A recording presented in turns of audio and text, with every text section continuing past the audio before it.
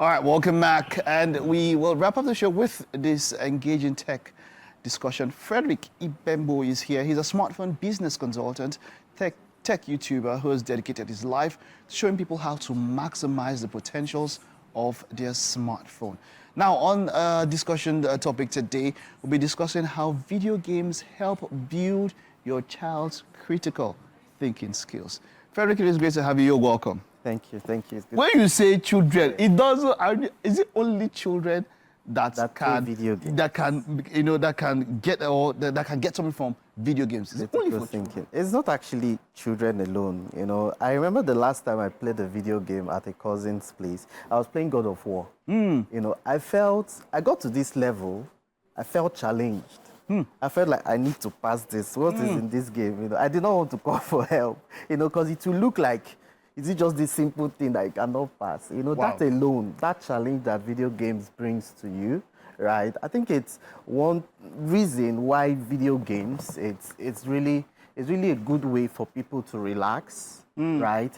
And there's something again that video games does to me, although I play more of mobile games. Okay. When I'm trying to think through something, maybe in business or any part of my life, right? And I want to just try to figure things out, I use video games. There's a video game I like playing, Hocus.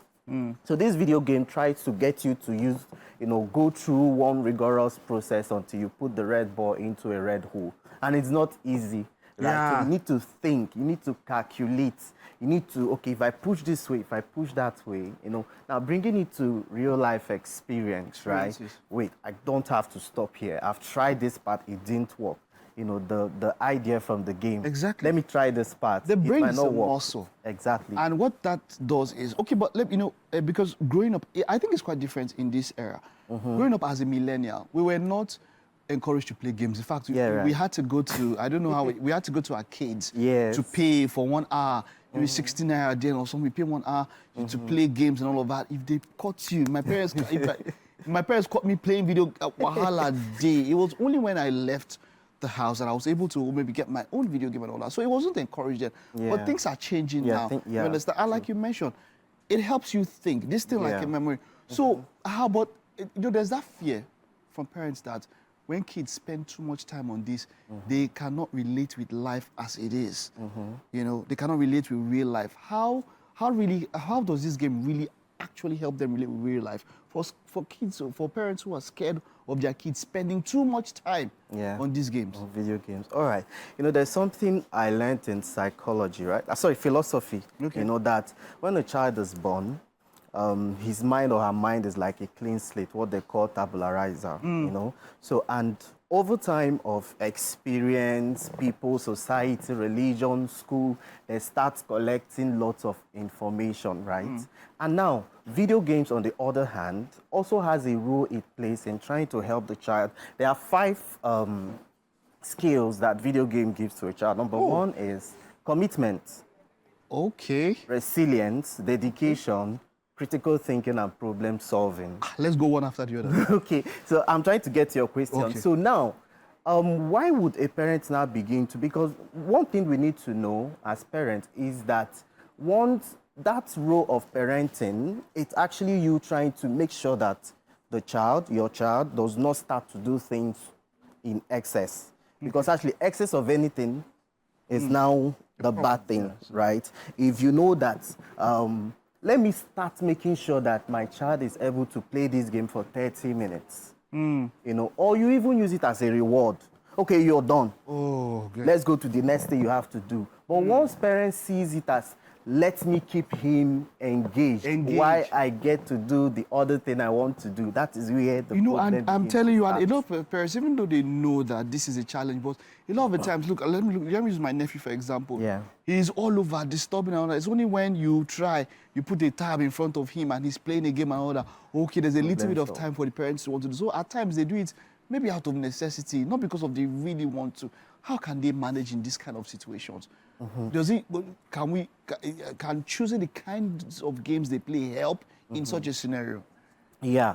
They are good games. Sorry, you need to first off ensure that the game is age appropriate. Okay. Okay, now, there are some games that when I play them, I don't know, you should know GTA games. Definitely. Now, GTA games is an adult game. In fact, it's even written 18 plus. It is. All right, because there are different type of adult content in the game. In fact, most type of RPG game, that's role-playing games, where when I was younger, I used to love Mortal Kombat. You should know Mortal Kombat. Definitely. So you have your favorite characters. Okay. Now, after playing Mortal Kombat, maybe you've chosen to be Liu Kang, or for ladies, you're Sonya Blade and, you know, Sub-Zero. Yeah. In real life, you want to be Sub-Zero in real life. You're right. You're right. Right? But when parents look for games that are age appropriate, like, let me mention, like the whole course I talked about, right? Like, there's this other game called Brilliant. Okay, they are actually games. I did a video about 7 mind development games for kids. Wonderful. Okay, so when parents now, because you know the thing about parenting is that they just consider anything that is for children. There are animations, cartoons that are not for children. Very true. But because they are already done, is for children, take. You need to watch it. So because now, when you take your time and in their tablet, in their smartphone, right, you download these games by yourself. Okay, and of course, you already set some parenting control on the phone so that if they want to download another one, you have a notification or something. Yeah, so when you're intentional about the type of games that they are playing, and you too as a parent, you want to play those games and make sure this game is good. Like I said, a lot of RPG games is not for kids because they want to replicate whatever thing the game character they're violent. They played in real life. Yeah, for example, Call of Duty. Like Call of Duty, exactly. Games and you mentioned the kid is sitting down on the chair and then he sees that this person is playing WWE and he jumps up and wants to go on the ground. So that is the point. But just let me just take you back a little bit. Those 5 aspects, can you just briefly expatiate on each one of them? The 5 aspects that you say games could help personal skills that games gives to the child. The first one is dedication. Okay. All right. Now, games has different levels. Okay. All right. And you know, when you start playing a game, you want to show your friends that I have played this particular game to the last level and I won all of them. Now, in real life, that dedication you gave to making sure you get to the last level of that game, you want to also replicate it in other things that you do. Commitment. If you're not committed, if you don't commit your time to actually trying to, okay, I failed at this point, let me go this other way, or let me go this other way. That is already, when the child already feels, no, I can't do this anymore. You know, some parents, so it's okay. For me, if I'm the parent, I'll say, let's try it again. I want to watch. So you're trying to get them to be committed to something, you know, something simple, but they are also getting something that would be translated in real life activities. The third one I said problem solving. Yeah. All right. So for every level you pass, you have solved the problem, you've solved the puzzle, you've solved a challenge. You did not get the challenge to turn you back, right? Problems of the next one is critical thinking. That's the fourth one. So in critical thinking, like I said, okay, I tried this other part. Maybe if I try to kill him from this other angle, okay, it didn't work. Let me try this other. So you are trying to bring all of your brain power to work so that you'll be able to think through that level. Okay, so the third one, okay, I said dedication, commitment, resilience. Yes, that's the last one. So if you are not resilient enough, you can't actually play video games. If not, at the very first, maybe, you know how the video game developers do it? They want to start at easy level 1, level 2, level 3, level 4. Same thing as a child, things get easy.